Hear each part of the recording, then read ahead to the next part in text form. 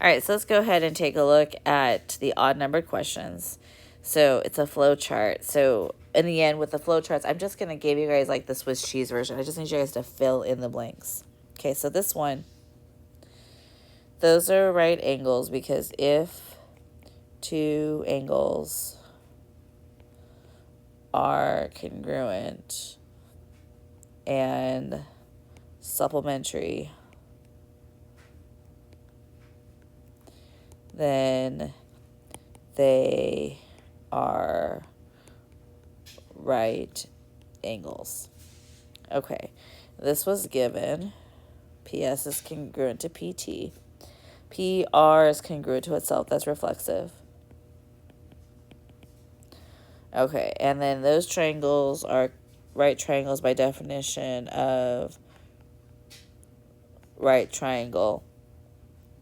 And then these triangles are congruent by HL theorem. Okay. Proof for you to do by yourself. And then question 3 is proof. Okay, so now, again, like I could do this a couple ways. I could do where I list all of my givens first, or I could just go through and use my givens when I need them. Okay. Totally up to you. So I'm going to first start with one of my givens. HV is perpendicular. Uh-oh. Yeah. I did the wrong thing. I was looking at the wrong question. I was like, why do I have H's in here? I don't. I was looking at question 2. I almost did question 2 for you in the wrong spot. Oh my gosh.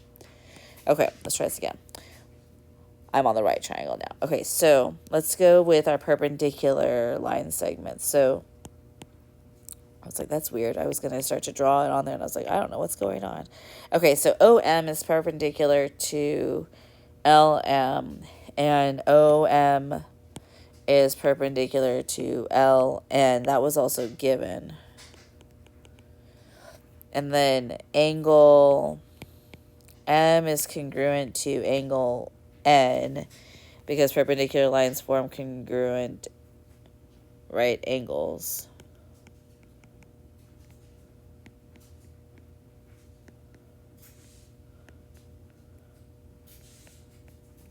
And then 3, now we could use that bisector idea. So LO bisects angle ML, N, and this is given. Okay, so now let's see. LO bisects. So that means that these angles are congruent. So angle MLO is congruent to angle NLO, and this is definition of angle bisector. Okay, and then LO is congruent to itself. And that is reflexive. And then we say that the triangles LMO is congruent to triangle LNO, and this is going to be here angle side. It's a postulate though. Okay, so that's question 3. Here's question 4. Question 5. What are the values of x and y congruent by the HL theorem? Okay, so what I would know is that x plus 3 is equal to 3y, and x is equal to y plus 1.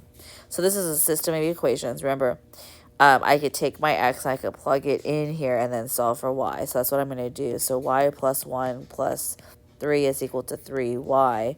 So then 4 is equal to 2y. So then y is equal to 2. Okay, so y is equal to 2. Then I know that x is equal to y plus 1. So x is equal to 2 plus 1, which is 3. And you do the same way. Like this one was easy to do substitution. Just to give you a little hint on number 6, you're going to need to eliminate. So use elimination for that one. Okay. Stated the two triangles are congruent. If they are, then list how. This is leg, because there's another leg there. 9 is going to be hypotenuse angle. Oops, wrong spot. Oh my gosh.